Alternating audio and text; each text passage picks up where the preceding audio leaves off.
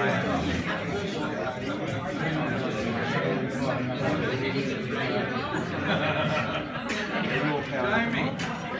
tell them how you have to do this battery getting a flat.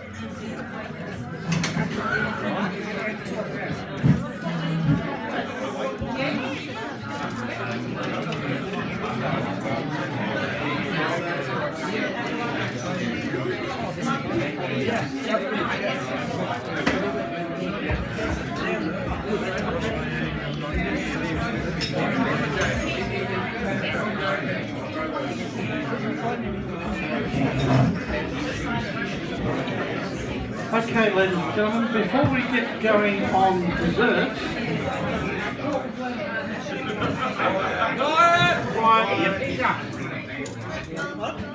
before we get started on desserts, we've got to do the mandatory speech. And I've got a quotation here which I thought was rather appropriate given it's our 50th anniversary.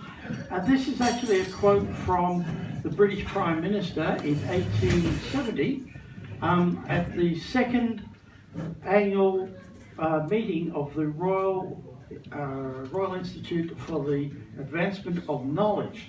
And in those days they didn't talk about science, they talked about knowledge. And I thought, if we look back on 50 years today, that quotation is just as applicable today as it was when he delivered it. Benjamin Disraeli was actually the British Prime Minister twice. Is unlike the Australian Prime Ministers who seem to get sacked every 5 minutes. But he went on and served 2 terms.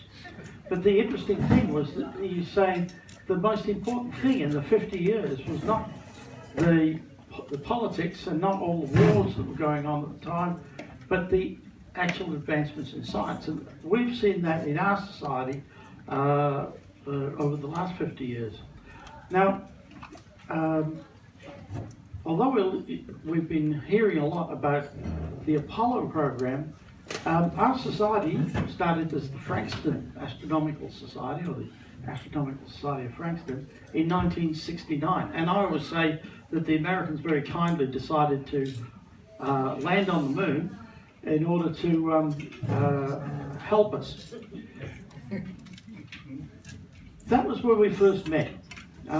We had a public meeting, and there was a group. Actually, the society was running for almost 10 years prior to 1969, but it wasn't a society. It was just a group of guys that got together with telescopes and went around each other's backyards and did some observing.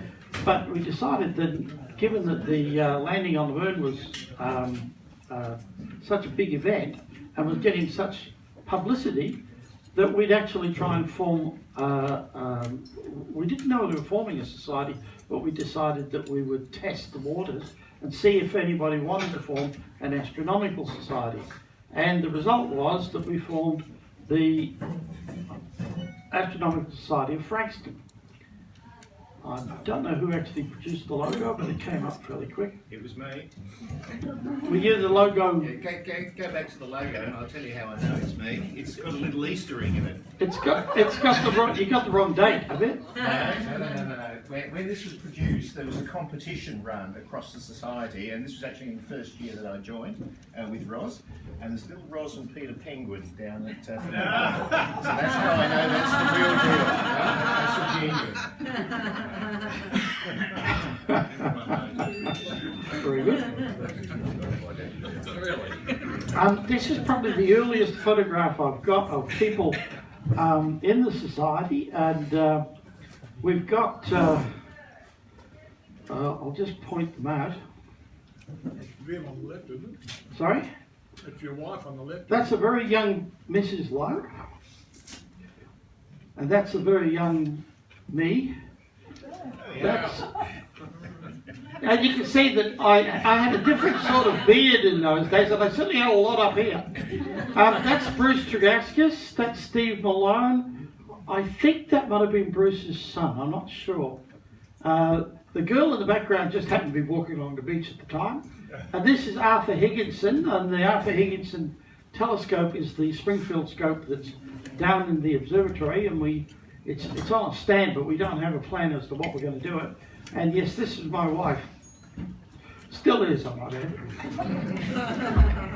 She keeps threatening.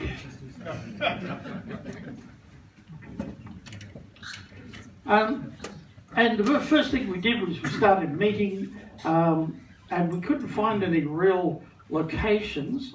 The only location we could get was at Bruce Park in Frankston, and the council had only just built Bruce Park. And when we said, well, can we hire the hall? They said, sure thing, but we don't know how much to charge you. So they decided to charge us nothing. But that very quickly changed, I might add. And in no time flat, we had to make a move to Frankston High School. And these are some of the very early members. This is Alan Fraser, and we have a telescope down there called the Alan Fraser Telescope, which he donated. This is, batteries died, it's no good. Carl Moser, who was a member for many years, and I'm not sure what Carl is nowadays. The other chap here is Bob Hawke? no, it looks like Bob Hawke, doesn't it? It's Norm Hunter, who's unfortunately died. Norm was our first foray into space. He actually went to the Apollo 11 launch. And he literally got on a plane, flew to San Francisco, and then he hitchhiked, very dangerous thing to do in America, but he hitchhiked from there to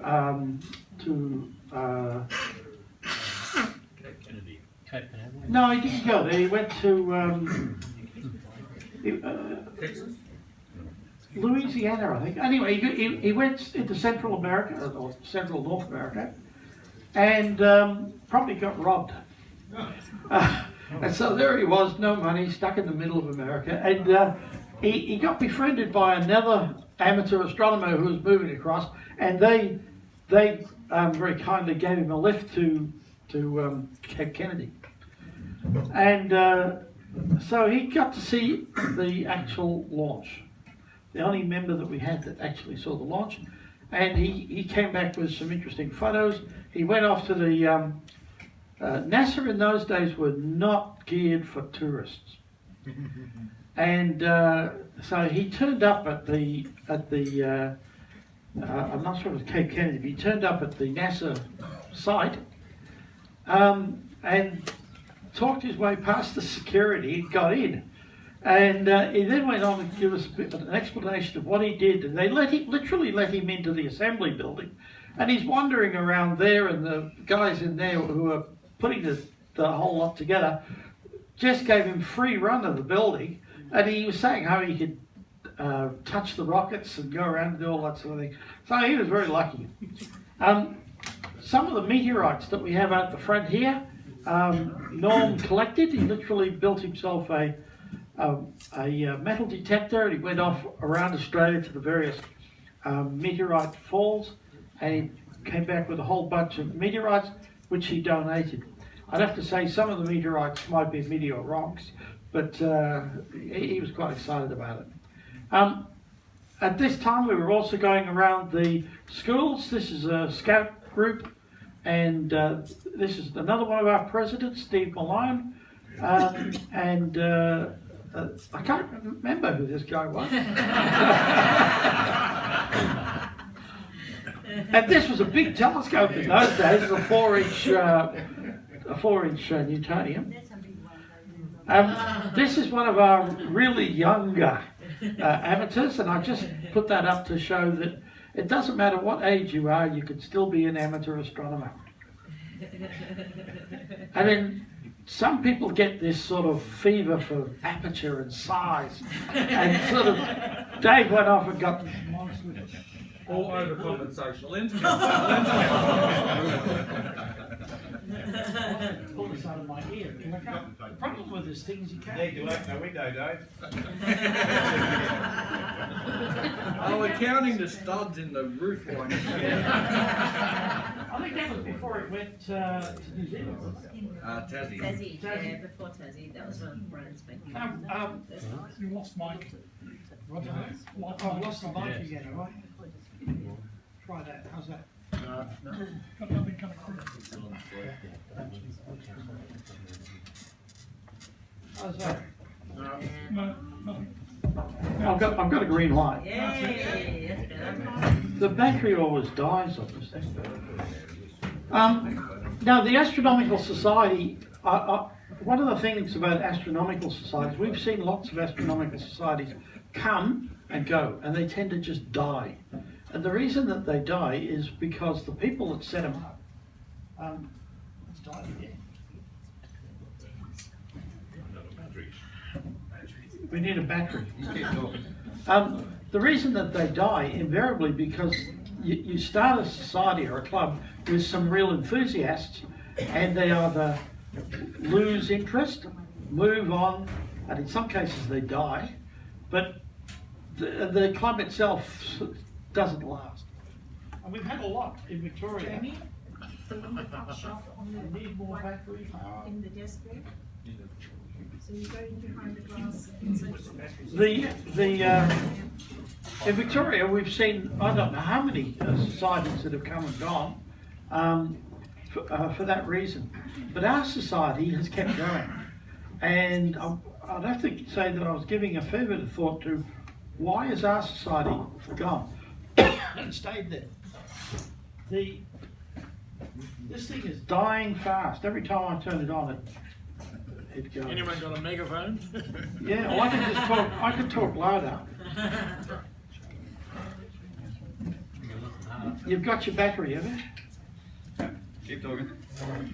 And this microphone absolutely chews batteries up.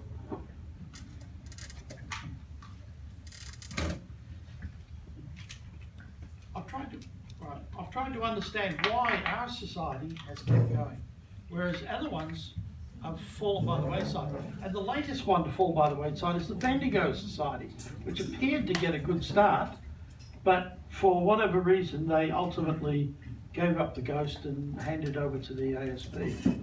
And that's a pity. I'd like to see the Bendigo Society come back, but probably not. But the Frankston Society, I would call it the Lucky Society, in that the thing that really kept us going was publicity.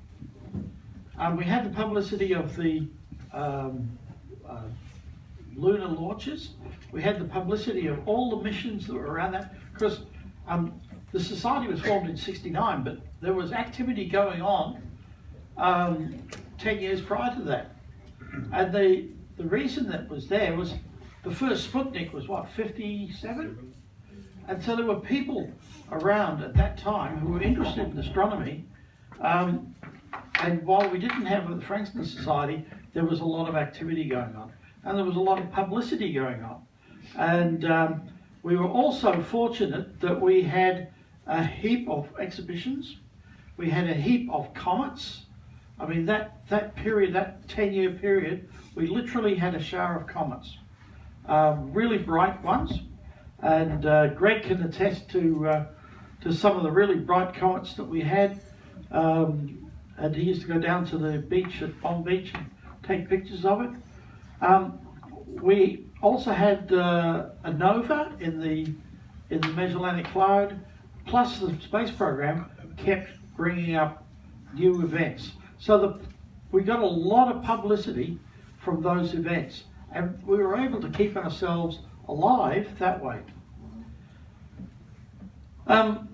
One of the big events that we had was the 1976 eclipse, and you can see that it basically went through Melbourne. The cross, oh sure I've got the right battery here, but that cross just there is where we set up to observe. We had a member that owned a farm there and said you can go out to the back paddock. And so we went there as a group, and we got people from Melbourne University, from RMIT, all came down. So there was a heap of academics set up instruments there. And I don't know where my photos have gone, but somehow they got lost. And you can see there's the centre line, and this was the eclipse from Ballarat. The reason that we didn't go towards the centre line was that at that time, there was a lot of pressure, I'd say, to do amateur science.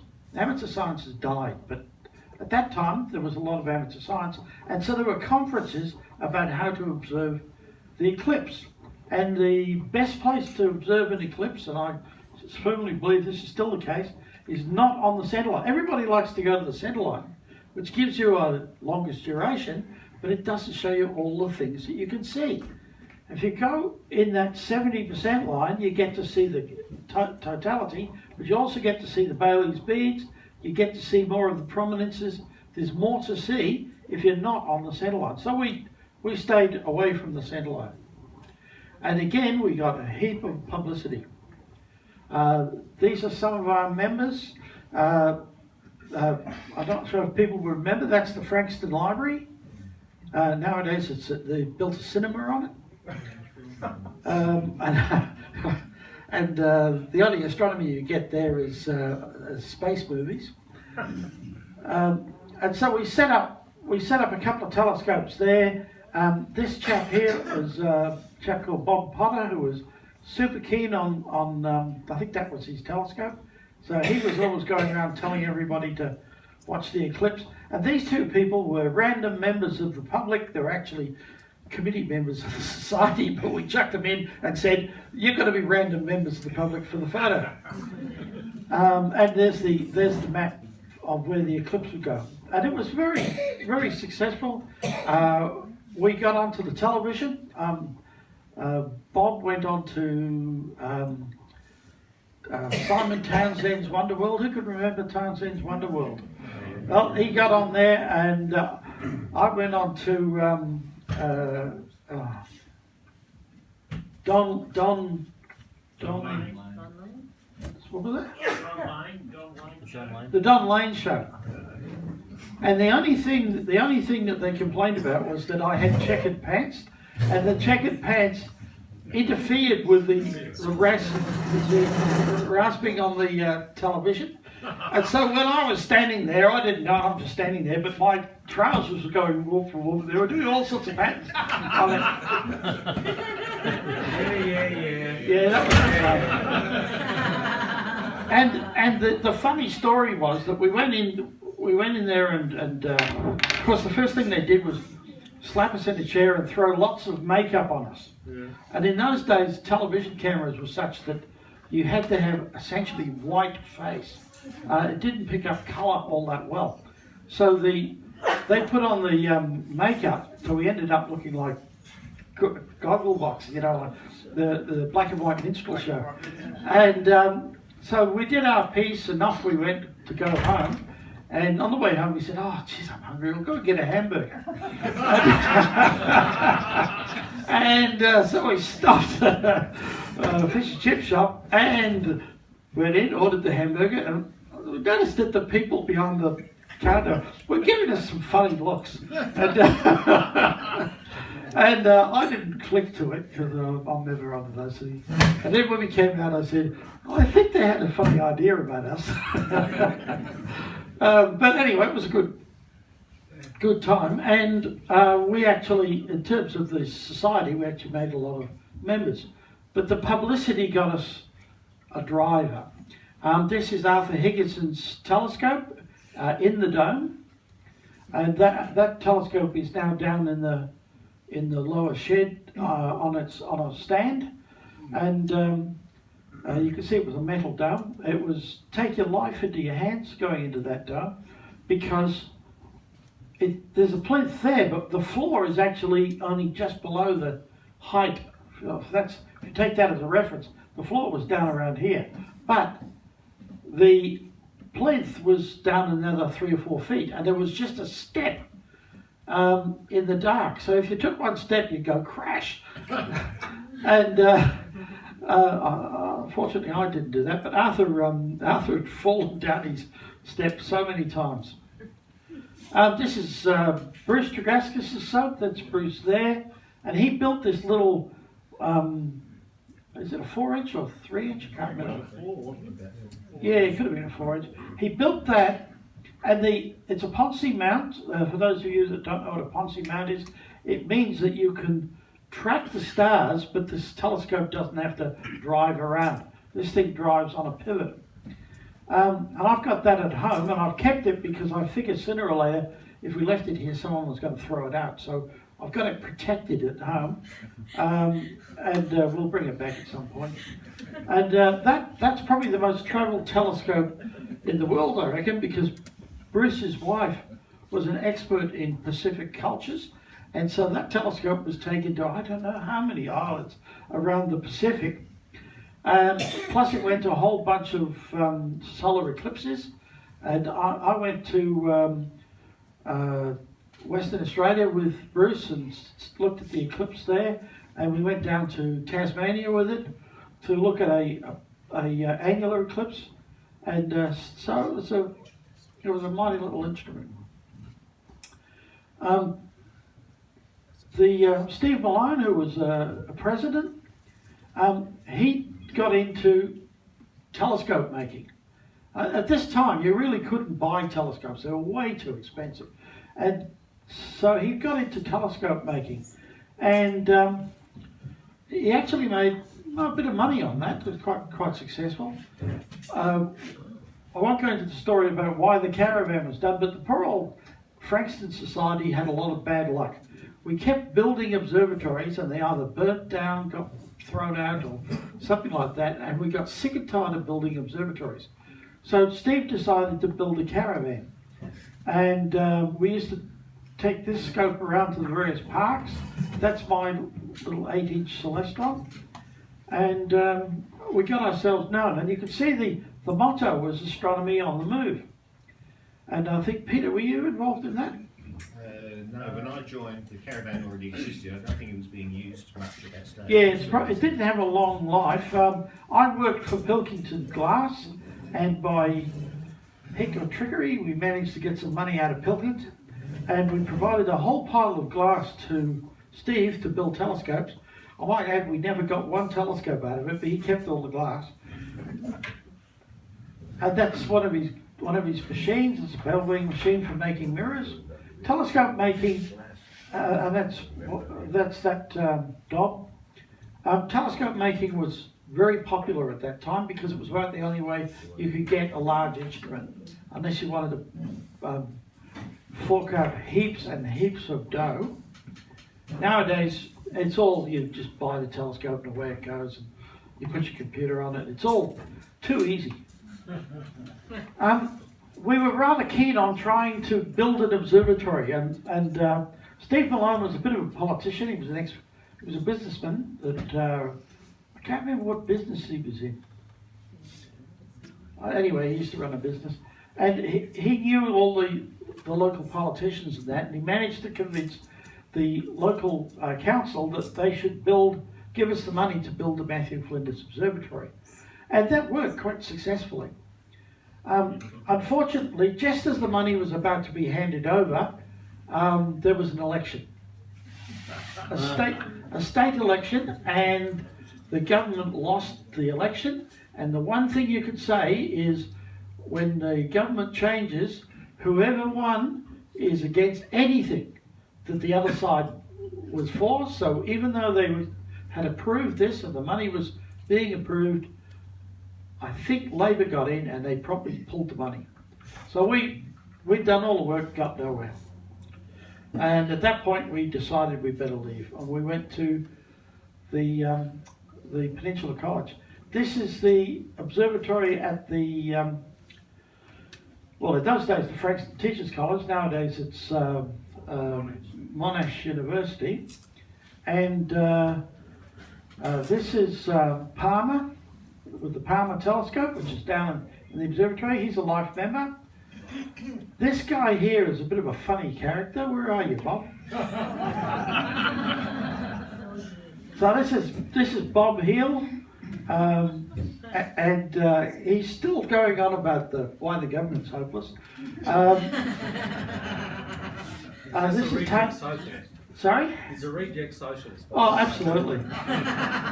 This is Tony Hale, who was president and treasurer for a while. This is Dave Girling, although I think at that stage he was Dave Murray, because he changed his name. But he's the chap that where we had a barbecue up here only a few months ago because he died, and his family wanted to have a barbecue up here. David was one of the driving forces about getting us to the Briars. Right on there. I'll just wait for the computer to decide to put it up again.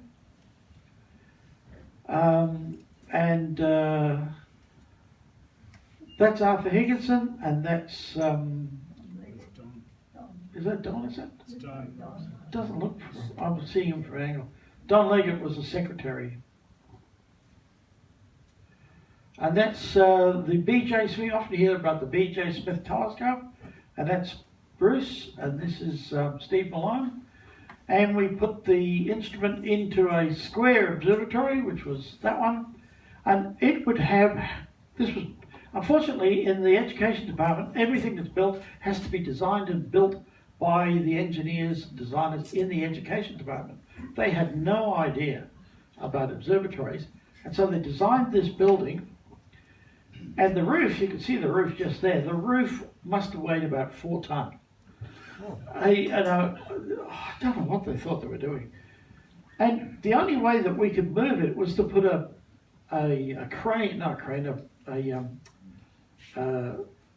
cable onto the thing and pull it.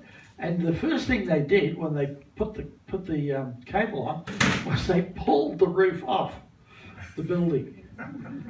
And so we all had to try and lift it up again. So we've had an interesting time.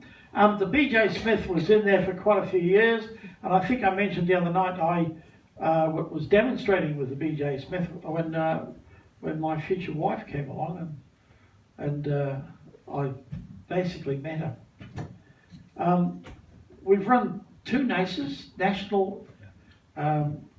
national conferences, and this was one of those, 22nd NASA. And the Frankston Society has been at the centre of a number of national events. In fact, the Frankston Society, I don't know if it says that, the Frankston Society was the national secretariat for astronomy in Australia. And at that time, there was a lot of talk about forming an Australian society, the National Australian Society of Amateur Astronomers. And it sometimes crops up again, but it was a dead duck. It was a dead idea. But the Frankston Society took on what was known as the Secretariat. And the Secretariat kept all that going. And ultimately, the Secretariat formed the basis for the national conference. Nowadays, it's done through New South Wales, and I doubt that it'll ever come back here. This is, I can't remember this guy's name. Ian Porter. Ian Porter was a CIA spy. He was a teacher, science teacher, but he liked to track satellites. And at the start, this is right at the start of the internet period, he liked to track satellites, and he used to put his data up on the internet. Well, half the satellites are military and they're secret. And so he would put up his observations of the satellites, and he was forever getting phone calls saying, you know, like, this is a black project, you're not allowed to put that up. So he was on the CIA books for sure. And this, another person I can't remember. It's like you haven't actually changed the hairdo. I'm sure that's not Simon Townsend. It could be Simon Townsend, you never know. And 3 guesses who that is. That's me with hair. And this was my. I used to build telescopes and sell them. And because my telescopes were world-class quality instruments, and they were bashed up on the weekend. It's amazing how fast you can build them. But and I just point out to David, that is an astro camera. It's an 8mm movie camera, and you'd be amazed how much astrophotography you can do with a movie camera. But it can only do it with very bright objects. And this is long before electronic imaging came along. And so that was the plinth. I put the camera up, And eventually I built a dome over it. Well, I didn't actually build it, I bought it and positioned it over. So that was in my parents' backyard. And we did a lot of variable star observing and various other things in the backyard. Can we ask, do you still own the trousers? I probably do. I'd have to say they probably fit. I'm not saying what level of probability there is, but it shows you how fashion changed. That was the height of fashion in those days. Peter, are those the ones seen in the television camera? Yeah, they probably were actually. This is actually looking at the transit of Mercury, I think, and it was down at one of the local parks. That's a 6-inch refractor. I've still got that at one, and that's just a little 50mm. And this is what we used to do in those days. You just go down and set up in a park, and it didn't matter what you did. You set up a telescope. There was going to be a crowd around you. You didn't even have to advertise. Then the Briars came along, and Dave Girling was one of the people that was pushing for the Briars.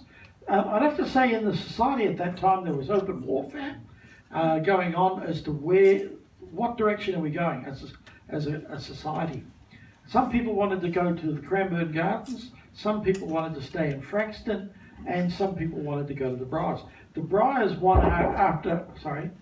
the Briars, we actually set up a subcommittee to investigate future sites, and the Briars won the day, and we went up and got a lease to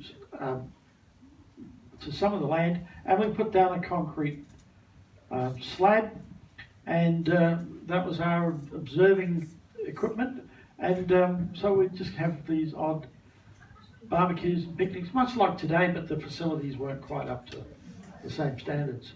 And that was one of the early picnics. That was the 25th. Sorry?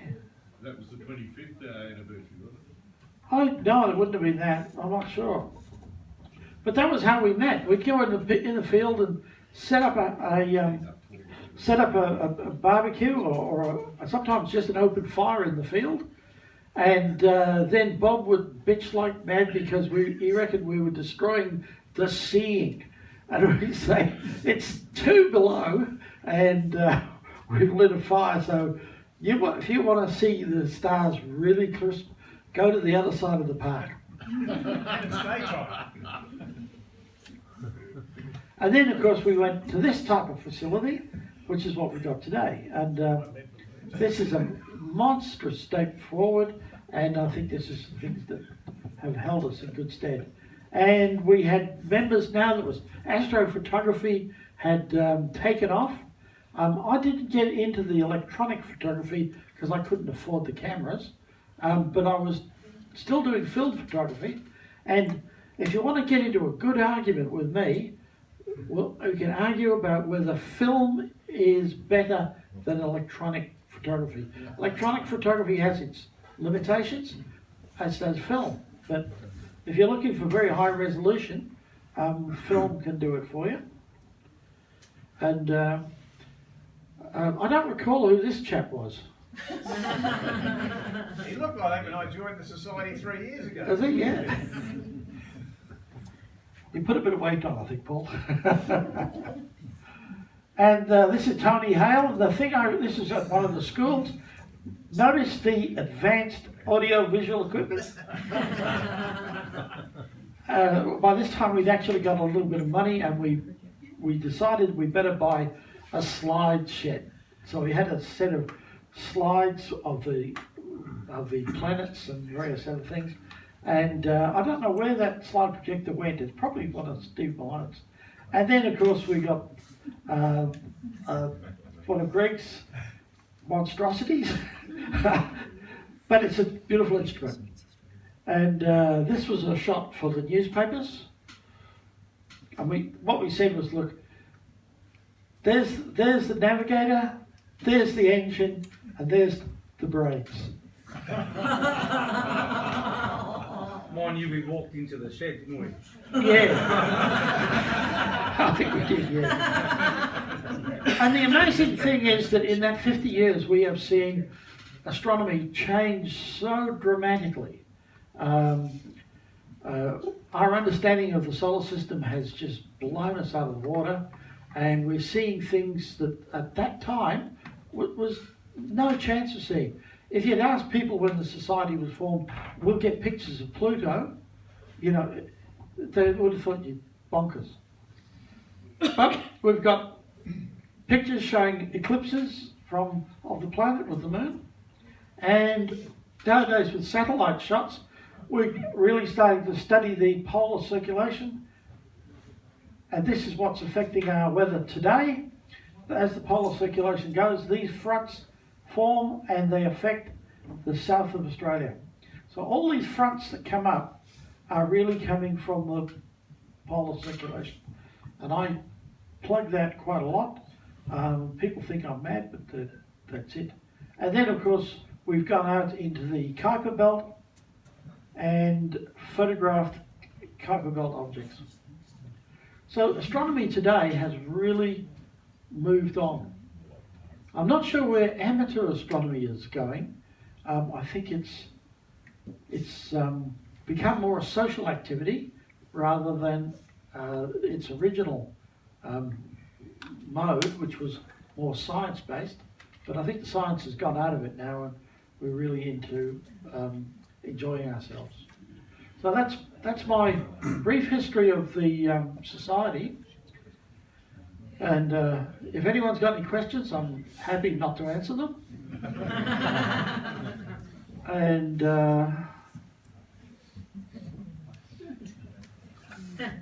what have we got here? I like to point out to some of the guys before that this is actually about our 60th anniversary, not our 50th, because there were people around doing astronomy long before the Frankston Society was formed. And I was around at that time, and so was Bruce, people from the Latrobe Valley. And so when we actually formed the society, it was the first time that we'd actually formed as a group. But there were people doing astronomy before that time. And as I said, I think the Frankston Society was rather lucky. And I'll put down here some of the things that went on. First of all, our first, well, I don't know if it's our first president, but on the honour board out there, there is a name called Jim Emery, who was nominally our first president. I like to argue with the guys because I don't think he was, but he was a reporter on the local paper. So we had a guaranteed input into the papers. We also had the Frankston Mayor, and his son was a member of the society. And so the Frankston Mayor used to support us no end. There were millions of space missions. It's hard to explain how much space activity was going on at that time. There was mission after mission after mission. NASA was releasing movies, doing all sorts of things. And interestingly, although we didn't intend to do this, NASA were releasing 16 millimeter films of all the various missions. You know, you get the Mercury one and the Gemini one and all that sort of thing. And they were spreading these things around the world. And in Australia, the films were sent to, in Victoria anyway, they were sent to the Victorian Library. And the Victorian Library would distribute it out to the various registered groups. And we were a registered user. We had a projectionist in the club. And the library would send these things out to the various groups in alphabetical order. We were the Astronomical Society of Frankston, and the Astronomical Society of Victoria were really pissed off because we got it first, and you got it for a month. And so we had the latest movies from NASA for a month before the ASV could get their hands on it. And we used to work that in there, rub it into them. That's where it all started from. That's right. And as I said, we were lucky. There were a lot of things going on. We had exhibitions. One of the big changes was Star Trek. Now, Star Trek was around in '66, but the kids, absolutely, not just all kids, the kids that were science orientated latched onto Star Trek. And so we got lots and lots of inquiries, come down and look at the moon and look at the lunar landings and things like that. So that was something that really got us going. So we were lucky that these things were happening at that time, and we've been able to ride that wave to what we've got today. And I don't think I'll crap on for the rest of it, but now, moving forward, do you want to do the life memberships now? Yep. Whenever we've had large events, not always, but I've had the opportunity to recognise members that have done extraordinary work for us, and I should scratch with my right hand, shouldn't I? And we've got about 5 or 6. Is life members up on the board? Yeah. We've got about 4 or 5, 6 members who've been given life members, and we've got where's Ian Sullivan? There's Ian Sullivan. He's a life member, and who else have we got? Peter Norwood here? No, I don't think Peter's here. Greg Walton. Oh, Greg Walton. Yeah, I shouldn't forget that. So who's he?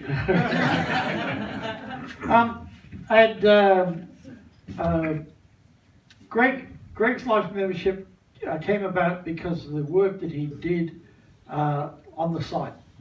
And we had NASA that we ran in Frankston, but we had the observatory going up here.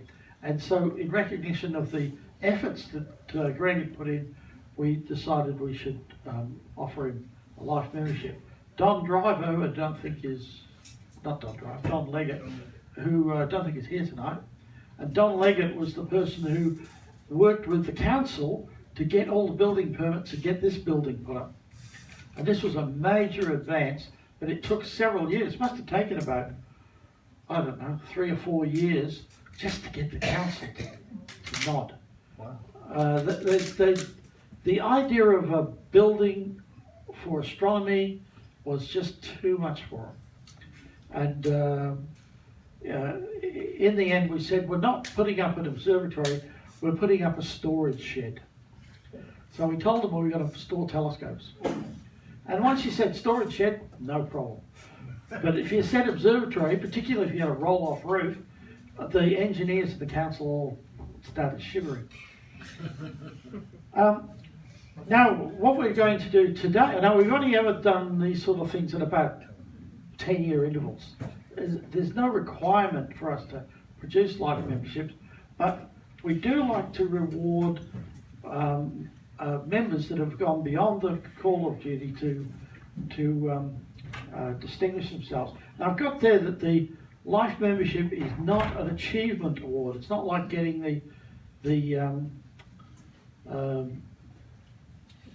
what do they have nowadays? High school certificate, where you just do the work. So it's not an achievement award. It's a recognition of service, a recognition award. And the rules for running it is, it might help if I actually put on my reading glasses so I can see what I'm doing. There are a couple of ground rules that we've done. One, that each one of these people have shown a distinguished voluntary service over a period of roughly 10 years, but you don't get it for the first year. Then they have to be a committee member for a period of time. They don't have to necessarily be president, but they need to be on the committee. And they need to have made a significant contribution to the Society's aims. Now, the Society's aims have changed a lot over the years. It started off as very much a science thing. Is my battery died again? I'm just not eating the microphone close enough. The society aims have changed as the society has evolved. And they need to have also shown that they're prepared to put in that extra effort, and I've got there that they consistently put in the interests of society in discharging their responsibilities. The other thing is life members are nominated by the president. So it's not a case of someone saying, I think George should have one. The president himself has to nominate to the committee who he thinks should be awarded a life presidency, a life membership. And I was happy to do that with Peter and David. The other thing was that the committee has to agree. So it's not a fight between the president and the committee. And in this case, the committee was in full agreement. And of course, the very last one there, the membership have got a chance to pull the plug if they really want to, but we've never had that. And the very last thing there is that there has to be a let-out clause, and so if you've been a naughty boy or girl, then we can pull the plug. But that's never actually happened. You're very quiet now, David. But tomorrow. Just remember, we got the pictures to prove it. I just Video. like how Peter Skilton here is giggling away. Like, what has he done? So, do you guys want to come on? No, I think you should stand there so people know who you are. Peter's feeling lonely. Peter Skelton's been with us since about 89. I'm not sure precisely when you joined. Towards the end, Yeah. And that was when I first met Peter. I'd been living in Geelong for a while, and although I'd maintained contact with the society, I'd been transferred to Geelong. And when I got back to Frankston, I made contact again, and I came up against Peter and his wife Rosalind. Is Ross here? No, she's in Japan, isn't it? Oh, that's a good place to go. And the society was having a viewing night down on the car park near the Frankston Pier. And so we went down there. My wife had a little TV. This is back in the analog TV days. And she had this battery-operated TV. And nobody wanted to go to the telescopes because McEnroe was playing and they were in the finals. So she was sitting in the car watching the cricket and watching the tennis. And we had a crowd around us. And there's Peter saying, "Who's winning? Who's winning?"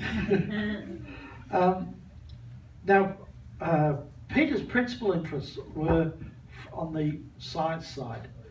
And he was really interested, and again I need my reading glasses to see this, he was really interested in astronomical research, amateur astronomical research, and had set up the asteroid occultation group locally.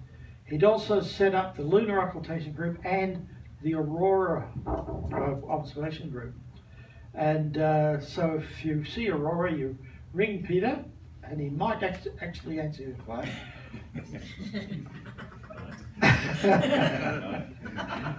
And so across the society, across the peninsula, we had these sort of science groups, and they're still going.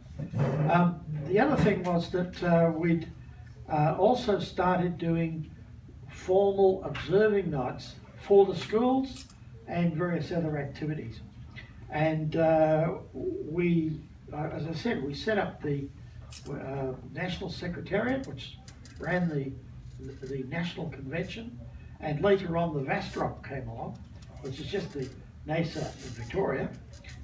And so between Peter and I, we set up those events. And I can remember talking to Peter, they were trying to figure out who was going to control the national conference. And I remember sitting next to Peter at one of them in Adelaide, I think, and they said, we should grab this one while we got a chance. And so we put our hand up and said, we'll do it. We didn't know quite what we were getting ourselves into.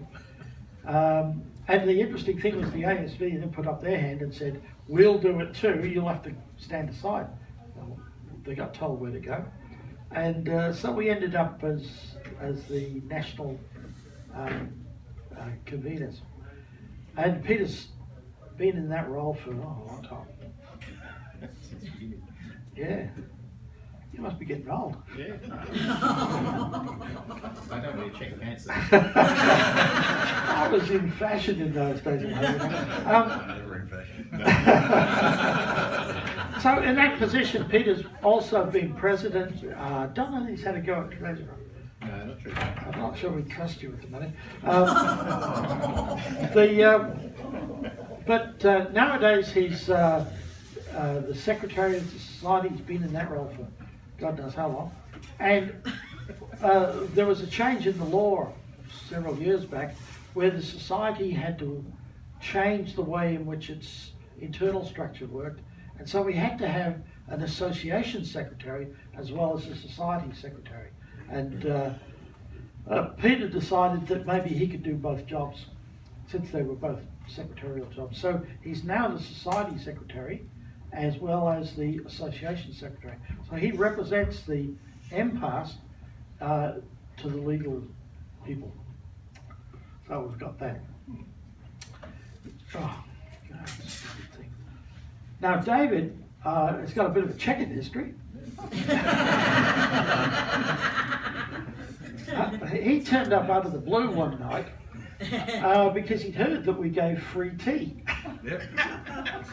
And he was a member of the Astronomical Society of Melbourne, which has died in that time. It's one of these societies that never made the grade. And I decided that he'd like to get involved. And so him and his wife Leanne became quite regular attendees and was a real contributor. Now, David has done fantastic work, in my opinion, of bringing the society into the 21st century.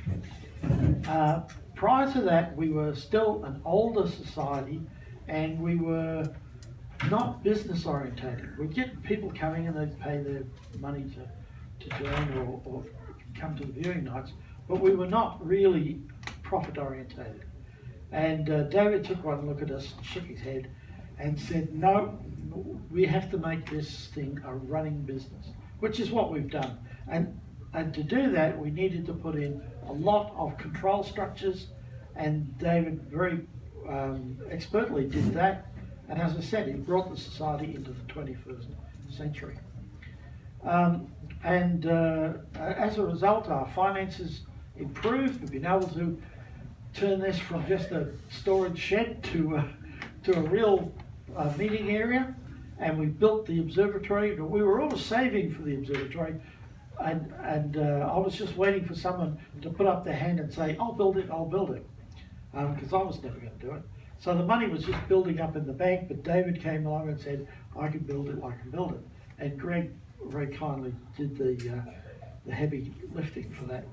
So we built the Peter Lowe Observatory, which I was quite surprised that they decided to call it the Peter Lowe Observatory, and then this building was called the Don Leggett building.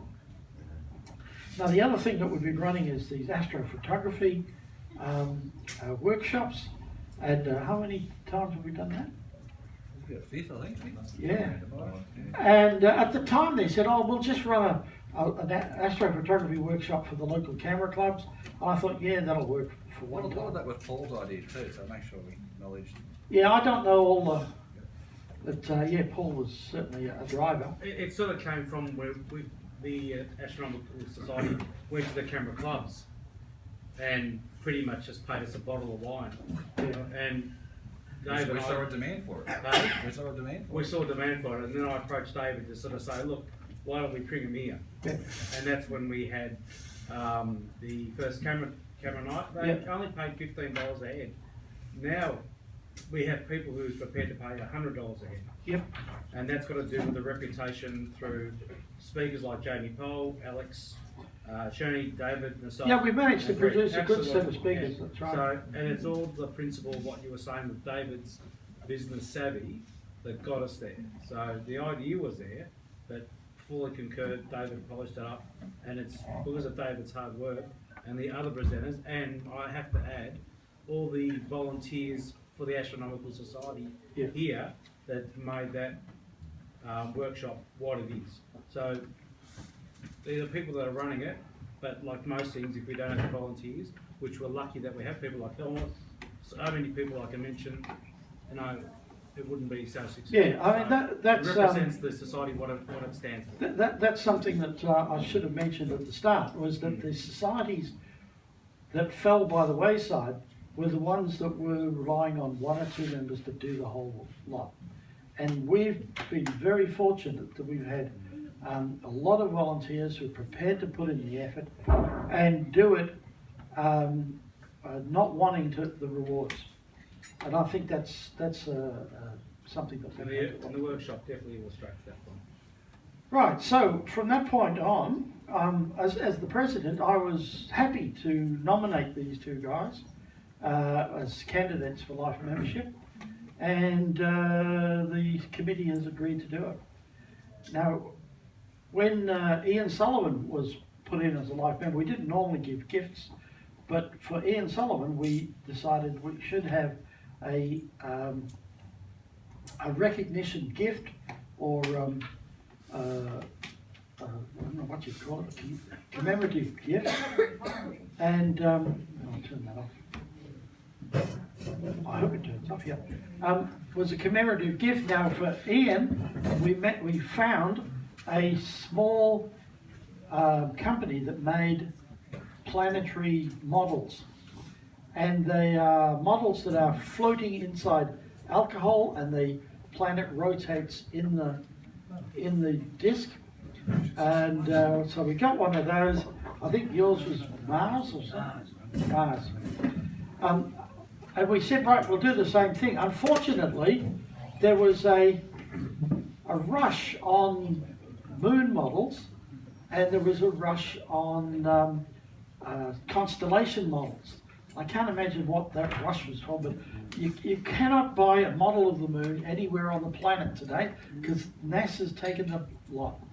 So we have two other planets, same planet, I wonder, which is we've managed to get, and Jamie has spent countless hours on the phone abusing the supplier, and I discovered, talking to Jamie, that Australia is down on the totem pole for who gets these planets. They must sell for their weight in gold in America. So it's my pleasure. You have to open these, I might add. It is my pleasure to confer a life membership to these gentlemen, and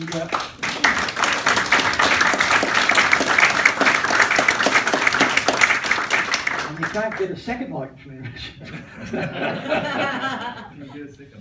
You can try it again. Yeah. Thank you. Right, so congratulations. Okay. Thank you, better. Speech. Yeah, give it to me. Yeah, you can even use the microphone.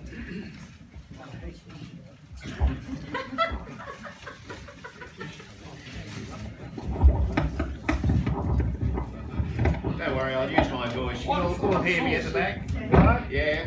What? Oh, yeah, okay. What Paul said we have to have a life. Certainly in the time that I've been a member, the society has gone from a very small collection of a couple of active amateurs, and really only a handful of other members as well. And today, look at it.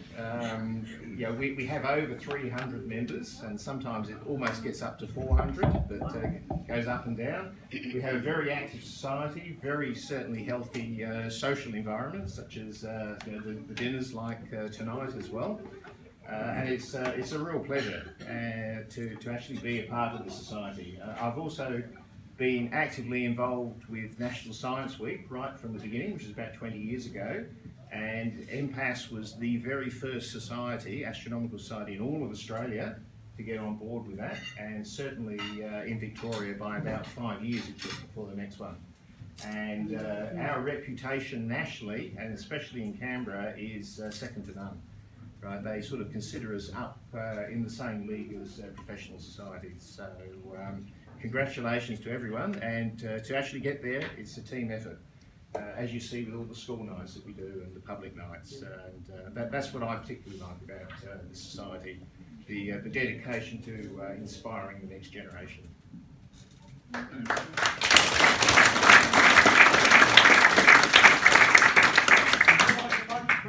Yeah, I'll tell it that. Yeah. You don't need it, do you, Dave?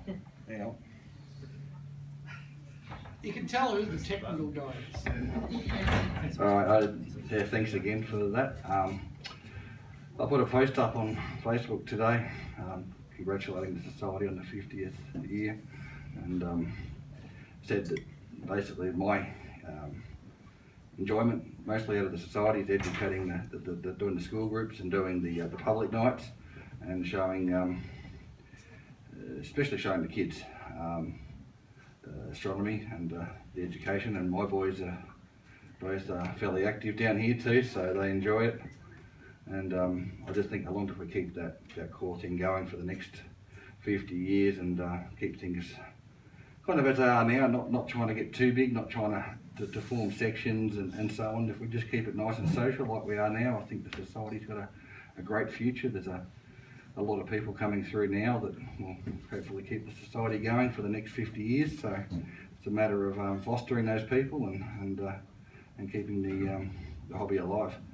Looking forward to Vastrock and AP workshop coming up next month.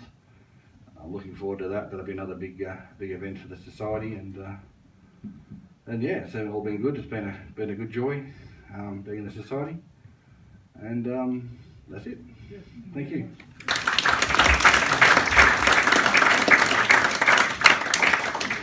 Yeah, we've got a cake cutting ceremony. Want to get the cake? Yeah, might as well. We're going to do it here or bring it out? We've got a big cake, and I've got my meteorites in the boot. You have to make a bit of a path to get through for the cake. You'll have to move Charlotte, sorry.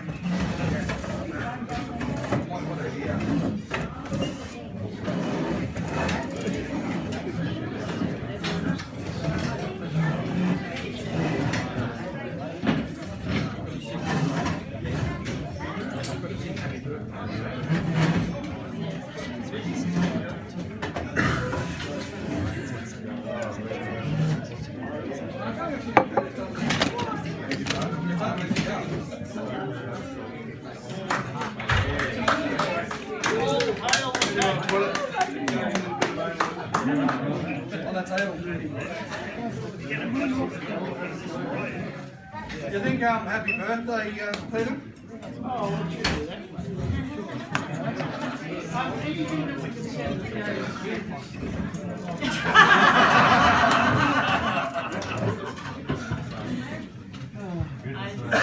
Good collage together. Good collage. I've got some photos with lots of people. Yeah.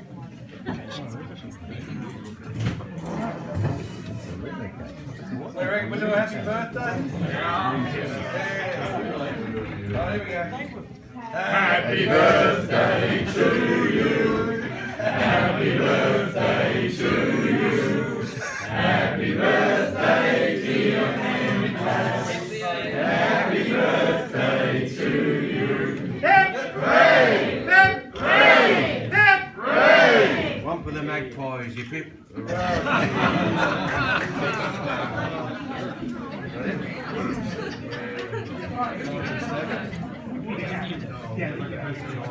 Presidential duty. Yeah. You ain't gonna get it. No, not the We want to do it in the kitchen. Oh, go on. It'll go viral.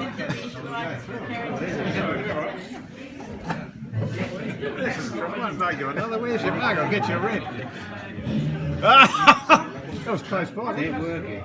We're still on the same. It's water. Oh. Have you shook a photograph? Like a celebrate your life membership. Oh, okay. Well, the next 50 years. and then we'll move it to the kitchen. I'll give you the price.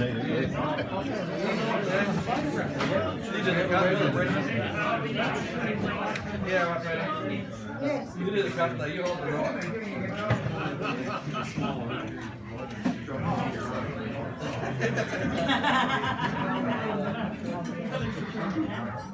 Yeah, you're on camera. You're on camera. Pretty heavy, don't try and drag me.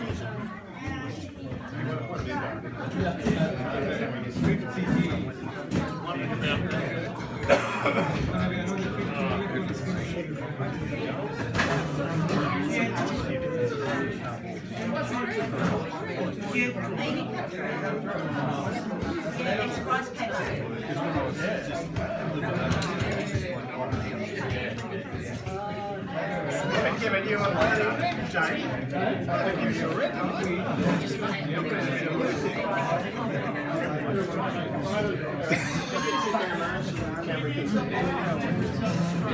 The camera's over there though. Just not gonna happen. See another way. There's a plate halfway through, so just go to halfway. Double decker. Hey! No.